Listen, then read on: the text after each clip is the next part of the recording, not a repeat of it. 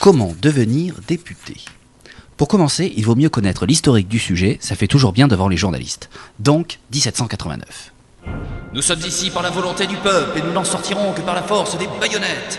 C'est par cette phrase célèbre que le comte de Mirabeau, député d'Aix-en-Provence, refusa de quitter la salle du jeu de pommes et donna symboliquement naissance à l'Assemblée nationale. Le roi avait convoqué des représentants du clergé, de la noblesse et des autres afin de proposer des solutions aux problèmes du pays, et la solution qui fut trouvée, c'est que cette assemblée décide elle-même au nom du peuple français. Spontanément, les Girondins, représentant plutôt la bourgeoisie, se placèrent à droite du président, alors que les Jacobins, représentant la populace, s'assirent à gauche. Ceux qui ne savaient pas trop quoi en penser restèrent au milieu. Aujourd'hui, l'Assemblée nationale est composée de 577 hommes et femmes venus de toute la France pour voter les lois. Le découpage des circonscriptions permettant à chaque élu de représenter environ 100 000 personnes. Pour faire partie de ces représentants, il vous suffit d'avoir au moins 23 ans et de vous faire élire par plus de 50% des voix au premier ou au deuxième tour dans votre circonscription. Vous serez alors élu pour 5 ans, pendant lesquels vous travaillerez au Palais Bourbon. C'est dans une ambiance feutrée, propice à la réflexion, que s'imaginent et se préparent les lois. Souvent, vous travaillerez toute la journée dans des commissions et vous aurez une bonne excuse pour ne pas être présent à l'Assemblée. Mais quand ce sera votre loi, votre bébé, vous aurez à cœur de la défendre, de l'expliquer et de convaincre même les plus obtus de voter pour elle. À ce propos, chaque député représente toute la nation et non sa circonscription.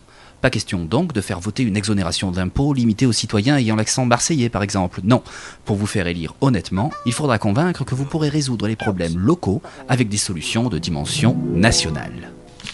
À ceux qui se posent la question, il n'est pas nécessaire d'être d'un parti politique. N'importe qui peut se présenter. Même que ce ne sont pas les partis qui font les députés, mais les députés qui font les partis. Il suffit en effet qu'un groupe d'au moins 50 candidats dans autant de circonscriptions fasse au moins 1% des voix pour que l'État leur verse une somme égale à 1,63 € par électeur, plus 44 394,03 € par élu. De quoi acheter quelques affiches. Vous aurez droit à une indemnité parlementaire de 6 769,39 € par mois, auquel s'ajoutent 6 112 € de remboursement de frais, plus un crédit de 8 553 € pour rémunérer vos collaborateurs et collaboratrices que vous n'êtes pas obligé de toucher. Mais vous auriez tort d'être motivé par l'argent.